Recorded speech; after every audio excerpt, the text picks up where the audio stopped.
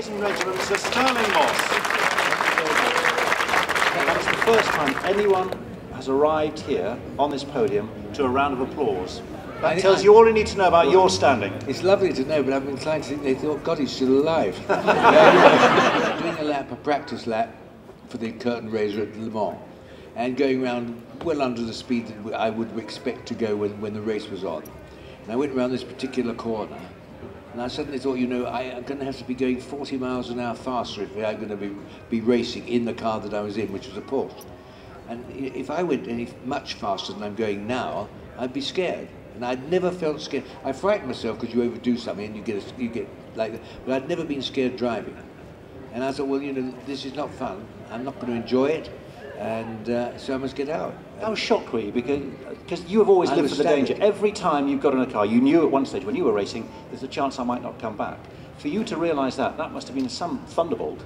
It was. I mean, there was no alternative. It was the easiest decision I made on the most difficult thing to do, you know, really. I mean, I remember when I had my big crash, I went to Goodwood after I waited, and then people said, well, if I'd waited longer, it would have been better, and, you know, all this sort of stuff. But on this occasion, I wasn't even going quickly, and yet I realised, my God, I'm going to scare myself.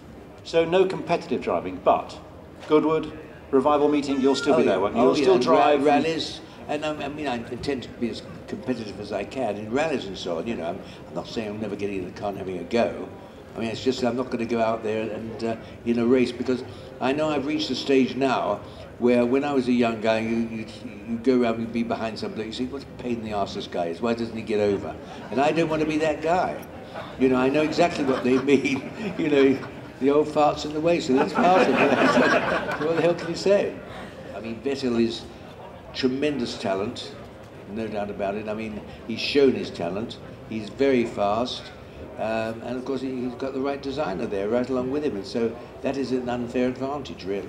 If there was one driver actually on the grid at the moment who you would say he's like me, is there anyone who stands out?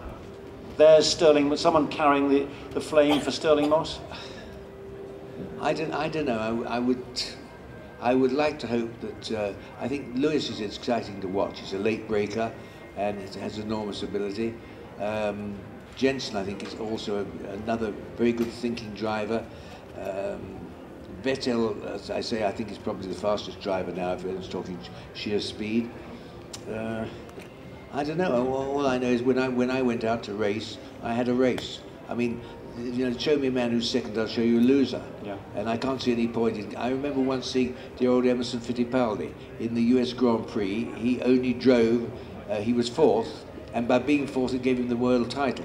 And I thought, well, that's not a bloody race. I mean, that's what ruins racing, is when people say, well, I'll accept fourth to win.